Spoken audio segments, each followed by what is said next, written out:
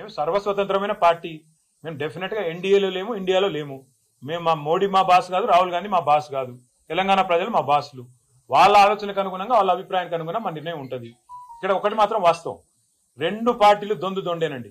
Congress BJP రెండు కూడా దొందు దొందే. తెలంగాణను ఇద్దరు కూడా ముంచినోళ్లే. 11 ఏళ్లు బీజేపీ ఏం చేయలే, 2 సంవత్సరాలకు 20 నెలలుగా కాంగ్రెస్ ఏమీ చేయలే, ఇచ్చిన ఒక్క మాట నిలబెట్టుకోలే. ఆ ఇద్దరు అభ్యర్థులను మేము అంత సీరియస్ గా తీసుకోవాల్సిన ఆలోచన ఉంటుందని నేనైతే వ్యక్తిగతంగా అనుకోను. కానీ పార్టీగా, ఎందుకంటే నా ఒక్కడ అభిప్రాయం పార్టీ అభిప్రాయం కాదు, పార్టీగా మేము కూర్చుని ఆలోచించి డెఫినెట్ గా మా ఎమ్మెల్యేలు ఉన్నారు, మా ఎంపీలు ఉన్నారు, మా ఎమ్మెల్సీలు ఉన్నారు, మా ఇన్ఛార్జీలు ఉన్నారు, మా స్టేట్ కమిటీ ఉంది. అందరం అవసరమైతే పెద్దలు కేసీఆర్ గారితో మా అభిప్రాయాలు చెప్పి ఒక పార్టీగా నిర్ణయం తీసుకుంటాం. వ్యక్తిగతంగా నేను అనుకోవడం మాత్రం రెండు కూడా దొందు దొందే. కాంగ్రెస్ బీజేపీ రెండు దొందు దొందే. రెండు తెలంగాణకు పనికొచ్చే పార్టీలు కాదు, రెండు ఢిల్లీ పార్టీలే. యూరియా ఇవ్వకుండా ఎవరైనా వేరేకెళ్ళి తెస్తున్నారా? రాహుల్ గాంధీ కానీ రేవంత్ రెడ్డి గారిని బయట నుంచి యూరియా ఈరోజు అంతర్జాతీయంగా కేటీఆర్కి సంబంధం లేదు.